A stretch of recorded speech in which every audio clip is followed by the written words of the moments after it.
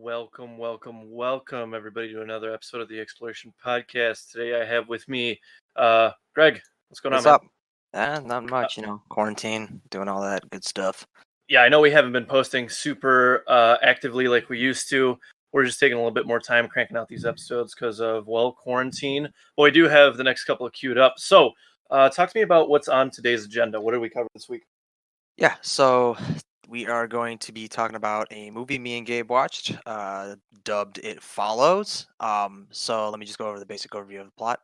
So the premises of the movie is that the movie is about a monster that follows around Jay, the protagonist, tormenting her and her friends, but mainly targeting Jay. The monster's purpose is to kill her while she runs and tries to fruitlessly hide from it. This monster goes by like a couple of rules that are established throughout the movie. So I'm just gonna do a quick rundown of the rules. So rule one is that the monster only targets one person, and then the monster is passed from person to person in the form of sex. So if I had it and then I ended up sleeping with someone, the monster will be targeting them. If the monster kills the person it's targeting currently, then it moves back to the person that it was targeting before. So going back to that, little description, if the person I slept with is dead, then the monster comes back to me, and that's no good. Yeah, Rule absolutely. yeah, rule four is that people that the monster used to target can still see the monster, but people that the monster has never been passed onto cannot see it. So it stays invisible throughout the movie until we're actually notified of it, and then we can see it. Actually, like stalking its own prey. Uh, Rule number five is that the monster usually takes on the form of other people that causes them trauma in the past or people that the person cares about. So it's a shapeshifter. And then the monster moves at a walking pace and never goes faster than just walking, and only goes towards the direction of the person that it's targeting. It's been established that these rules are important because this gives the survivors something to work with and at least dodging the monster. But it's the director stated himself that he didn't want the movie to be one of those "here's the golden egg idea on how to defeat the monster for good," like most modern horror movies do. Yeah, absolutely. And just to clarify an earlier point, it targets one person at a time, but if you at any point had it, you can still see it wandering about. Yeah, So it just just to won't be clarify on that. targeting you. It'll, Yeah, it'll just walk absolutely. right past you. Slightly less scary, but if you know what's coming, you'll be terrified of it. Yeah.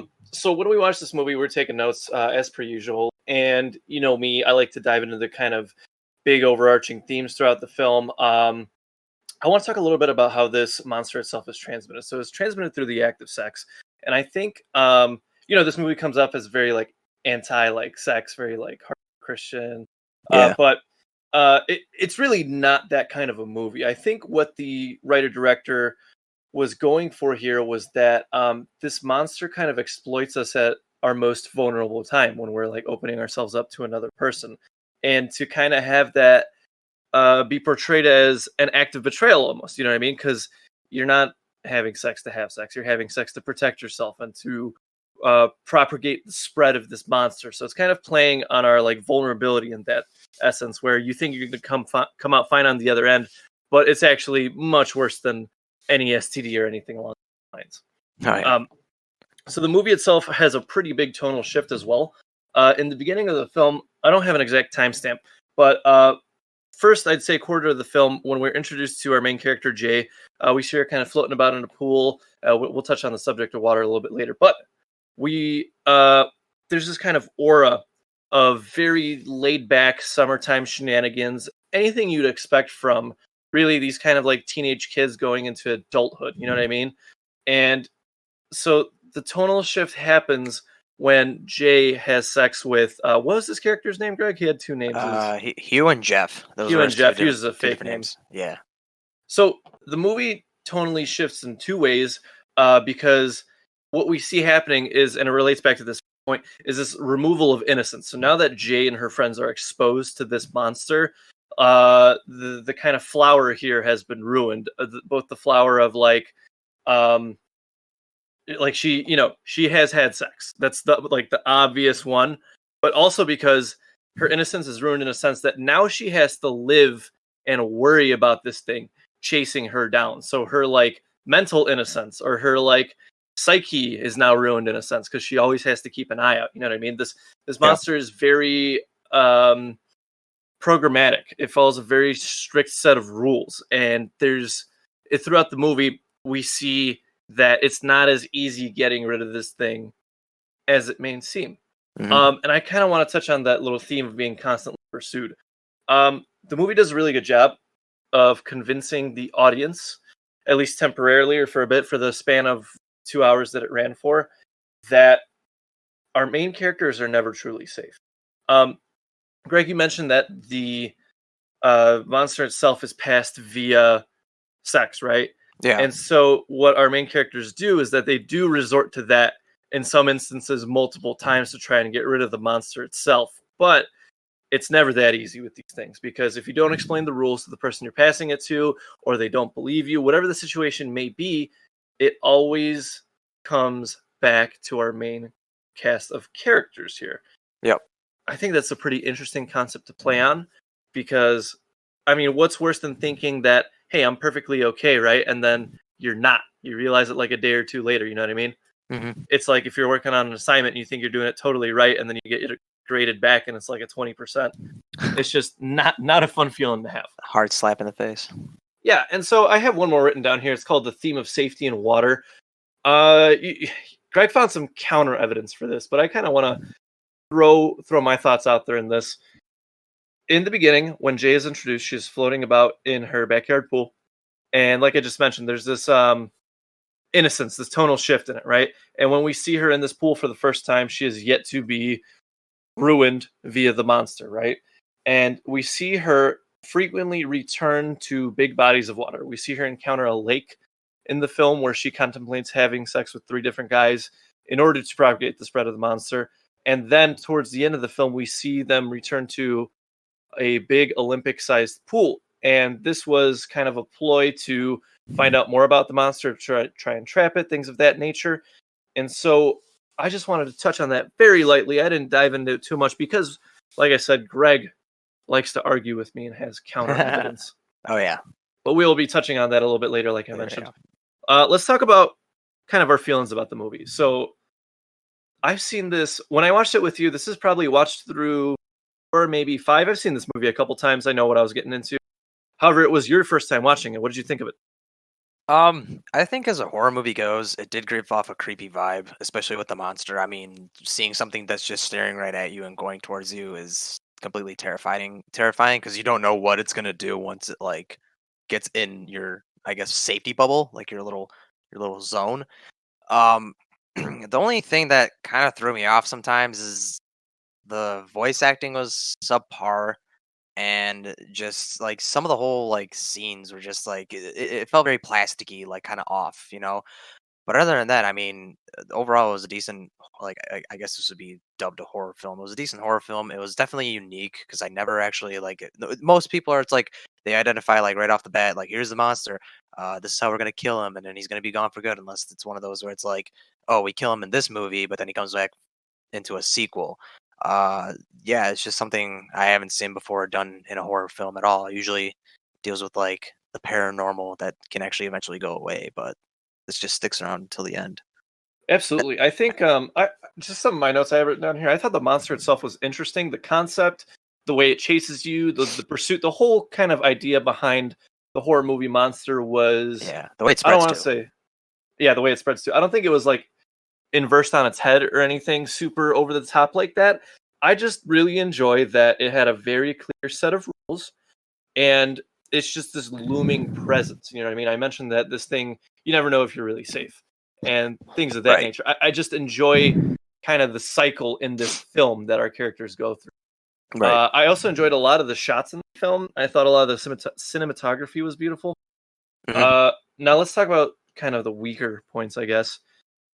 My big thing is movie pacing. I feel like the early half of the film is just really, really slow at times. Yeah. And I find myself, when I show people this movie, I find myself wanting to skip bits, but it's not beneficial for a fresh watcher.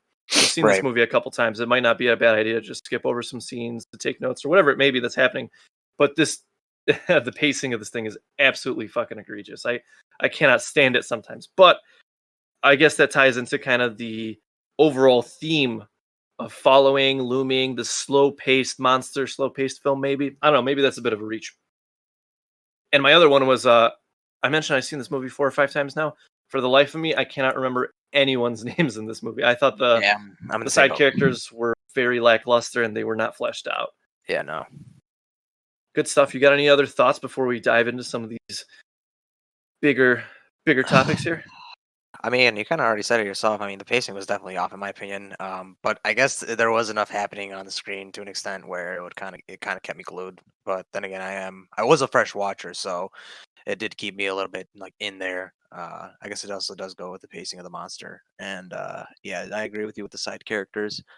I don't remember them at all, and they just kind of they were just like gray blobs at the end of the day. Like they had no like really unique unique traits that stuck out.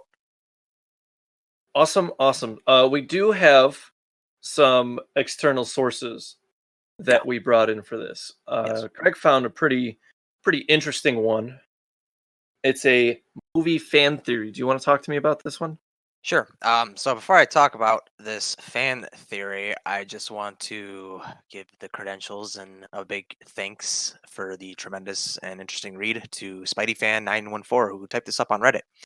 You can check it out if you just Google "It Follows" theories. It's probably the one. It's the one in all caps where it's like crazy, like fan theory.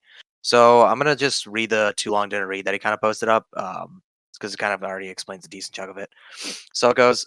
His theory is that the kids have all been kidnapped from various decades by demons and are unknowingly living their lives in a town in hell. You can kind of notice this in the movie because they have a character where she looks like she's from the early 2010s, where she has like a phone in the shape of like a makeup clicker. There's like cars being mixed from like the 60s to the early 2000s. Like you'll see like an Oldsmobile, whatever, or like a Nova SS, and then you'll see like a kind of like a Camry, because like when the Camrys never pop up. Um, so yeah, you see like these whole like different like people from like different decades. Like there's no actual you never know the time period of the movie. So, anyways, continuing. On Earth, they've been replaced with changelings, because they're like doppelgangers, and they're afraid of their never-present parents because their parents are demons tasked with raising these useless humans in case a purpose for them ever presents itself. The parents are never in the movie at all. Being in hell, the kids are sometimes targeted by other citizens of hell, such as such as the monster that follows Jay, the main protagonist, throughout the movie. Smaller note: the monster doesn't choose its form; rather, its form is determined by the victim's subconsciousness. It often appears as naked and abused women, and as Jay is recovering from the trauma of her sexual assault. Jay does escape the monster in the end, but only by running into the arms of a far worse monster, Paul, who is an incubus. Paul is not one of the kidnapped changeling kids, but uh is a true resident of hell who enslaves vulnerable women by manipulating them into sex. He's been working on Jay, Kelly, and Yara for a while now, but when Jay is targeted by the monster, he sees his chance and jumps in on it. Now that Jay's soul is owned by the incubus, the monster has most likely returned to following Hugh and Jeff. Now, this makes I mean, when I read this, it made like complete sense, especially since they're living in this sort of dystopian town in hell where they don't know where they're at.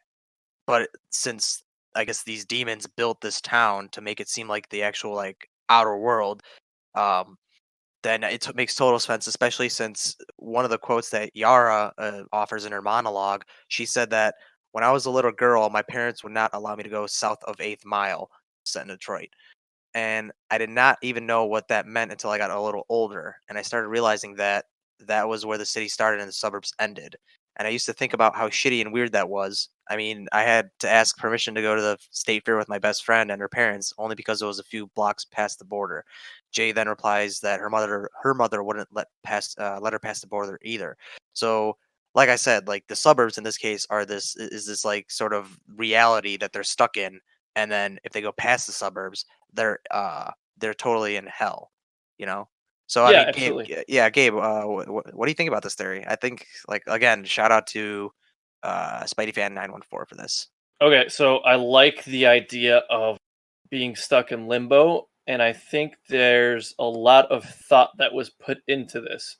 Yeah. However, I do still think it's a bit of a reach. Now, I don't have a better fan theory to offer. You know what I mean?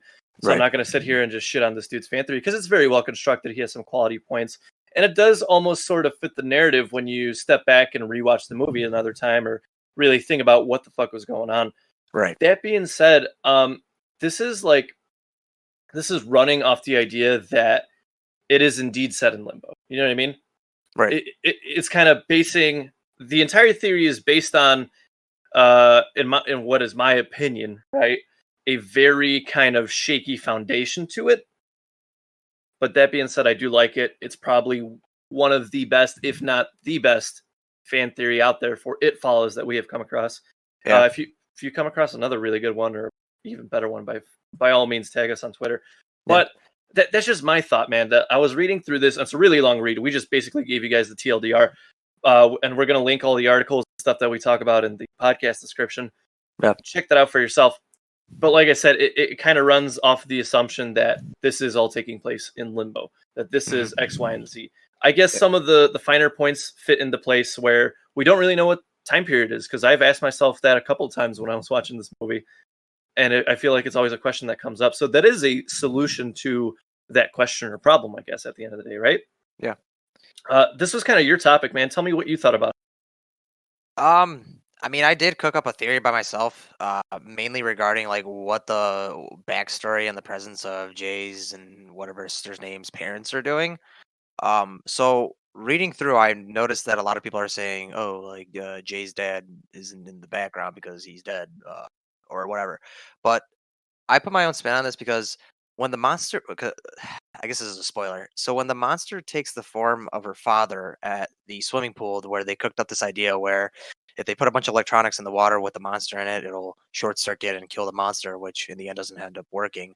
But when the monster takes the form of her father at the swimming pool, the monster could have taken that form since, in my thought, he might have either drowned there at the swimming pool or committed suicide there due to the pool just being completely empty and the whole facility looked abandoned, and these kids haven't been there in like so long since like back in the day. And I feel like the way they talk about it, it kind of is like a stain on their subconscious, like it's sort of, it's like, oh yeah, that pool, where that thing happened, um as so that's that. And since her father is missing all of the movies, this could also explain how her mother passes off as an alcoholic, since I think there's a couple of scenes where she's seen with wine, and then there's another scene where she's also pouring alcohol into her coffee in the morning, which would totally make sense as to why the monster's kind of taken like all these different forms, because there's a couple forms that completely like shit out the idea of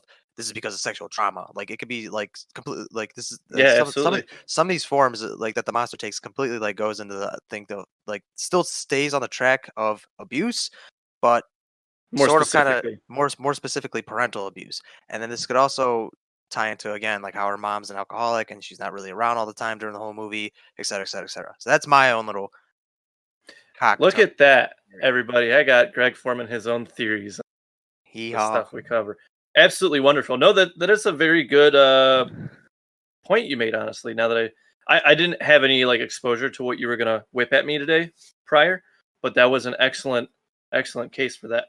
Yeah. So I think the big thing with It Follows as a movie and as a monster being it, people wonder how do you defeat it? Because you mentioned earlier in the opening segment that the writer director didn't want a golden egg, right? Like here's how you do it. Yeah. So we have one solution and then one kind of, I guess you'd call it a loophole, maybe. So my first solution was the most obvious one. You just keep on moving, right? And so here's some numbers for you because I like a good numbers game. From San Francisco, California to New York City, New York, it is roughly 2,900 miles, right? Okay. Now, I looked up the average walking speed for a human. It's roughly 3 miles per hour. So we're going to take 2,900 miles, divide that by 3 miles per hour. We get 966.6 repeating, right? That's how many hours it would take. Divide that by 24. You got roughly 40 days worth of time before that monster reaches you. We know that it moves and it moves slowly and it'll pursue you till the end, right? Yeah. And we've seen that it can go underwater. But this is just an example of if you're trying to stay domestic in the States. The flight is roughly 6 hours, give or take. So let's just say you lose an entire day to just traveling, right? It's 6 hours by the time you get to wherever you're going to stay for the next month, blah, blah, blah. You still have 39 days to kind of figure your shit out. And, it may not seem like much because every month you are going to be going back and forth and stuff like that. But figure if you want to be the person that breaks or ends the cycle, this is one very good viable option. Plus, you'll rack up all your frequent flyer miles and you'll get flights for free at one point, right? This guy. It's just the silver lining, I guess, of it. Yeah. But that was my obvious one. When the movie finished, I looked at you, we talked about it, and this was kind of one of the things I presented. What do you think about this idea, man? Do you think it's viable? Do you think there's a better way?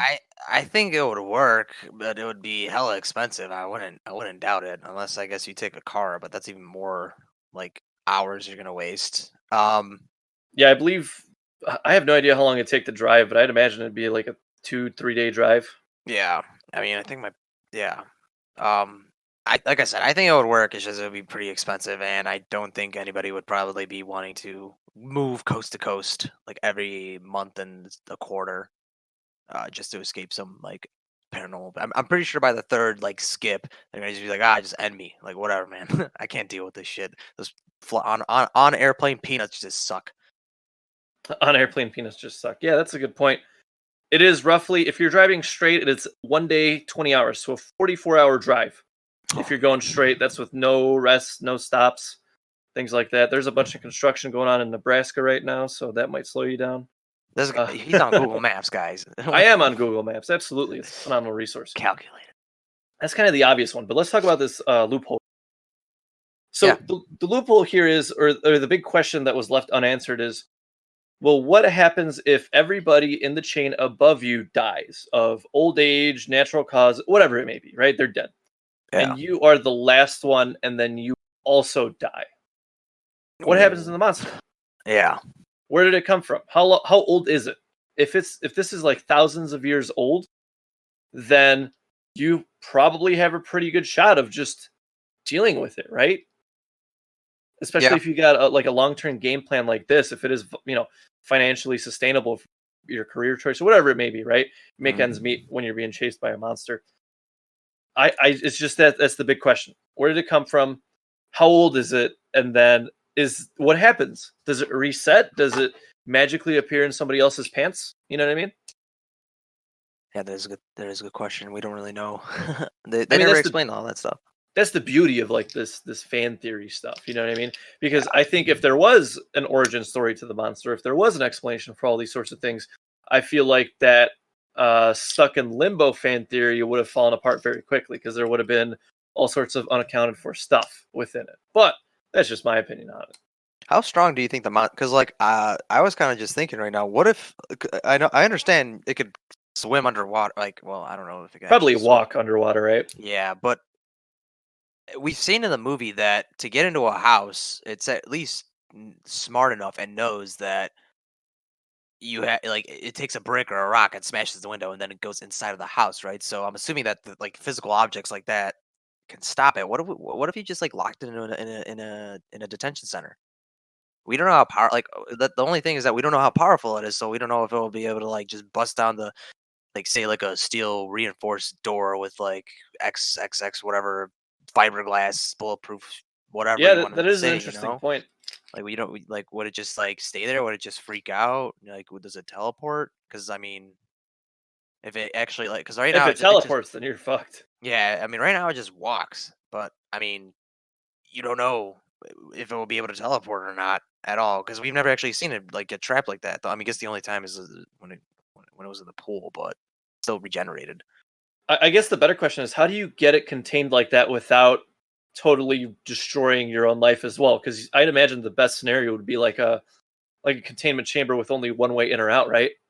Well, yeah. That means that you would have to you'd probably have to you have to go in there first, and then best case scenario, you have a gun, shoot it, stun it, and then book it the fuck out of that room. Yeah, and then obviously it'd be like some sort of SCP Foundation-esque. Yeah, you beat me to it. Well, Containment protocol. Yeah, where they where they have guards set up. They could study tests. Who knows? Whatever. I mean, they'd probably have to keep you under there too, since like if it's targeting you, Yeah, you'd be they'd want to. SCP whatever number this is -1, since you're Yeah, like part of the. You know, this thing really does feel like an SCP story, doesn't it? it kind of does. Not It gonna does lie. a lot. Good stuff. Let's get into these extras because there's not much, but it's written down, so we have to cover it. So I It's in the did find script. an interview with Quentin Tarantino that he did with Vulture magazine. This film, and I'm not going to read the entire thing because there's a pretty good chunk, and then there is another great chunk that's not relevant at all to this situation. But QT's issue with this film was that, contrary to what we believe, he thinks that the monster did not follow its own rules. He thought that the pool scene was rather dramatic, that this thing started whipping stuff violently at them, blah, blah, blah, that it did not maintain its character throughout the entirety of the film. Part of me wants to agree with him, but also part of me doesn't. What side of the fence are you on? I mean, I would want to agree with him, but oh, it the whole it throwing stuff into the pool scene that wasn't really laid out in the rule set from whatever Jeff told Jay or he or whatever his name was. Like he just laid out a specific set of rules, and I mean it was following it throughout the whole movie. But that whole like tossing toasters or whatever into the water, like he never said that the monster actually has like a. I mean, what would it be like a subconscious? What would it like a actual like? It Like actually a knows. like sentience? Yeah, sentience, and it can also be observed like again, like I said, it threw rocks through a window to get into a house. So why would it not be able to toss a toaster into a water because it knows what might be going on? Or maybe it hates water. I mean, we've never seen it see it step foot in water. Well, we do in the pool scene very briefly. Oh yeah, true, They toss true. it in there. Yeah, I they just thought toss it it was in. an interesting take because I think the nature of the monster itself doesn't necessitate or directly like relate to the rules. You know what I mean? Like I feel Yeah, like if you would have had a very grossly quick, violent sort of demon instead of this, right? And it still followed the rules, you wouldn't necessarily have to change the rules. They would still say the same. You know what I mean? yeah. I just think that because it's slow, it's more interesting. Things like that. But yeah, you have a very good point. We don't know if this thing is sentient or capable of like rational thought because maybe it is. Maybe there are signs of life within that whatever it is at the end of the day. I just thought that was kind of interesting. QT's a big name in films, obviously. And so hearing his kind of take was revealing, to say the least. I'd like to see what his take on a film like that would be, but I guess we'll just wait and see for the Quentin Tarantino number 10 original, right? Yeah.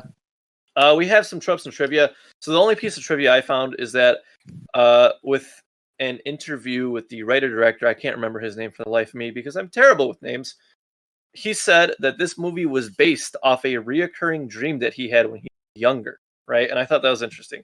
He also mentioned that it wasn't the monster wasn't initially transmitted by like sex, but he wanted to have this kind of shared experience with everybody, if that makes sense. I know I'm very like paraphrasing here, but the dream itself wasn't initially about sex, right? It Yeah. was about the monster and the pursuit, but he added in the sexual stuff for this kind of shared want or need in this instance. And I don't know, I thought that was pretty cool, turning your dream into a movie and letting everybody else experience it.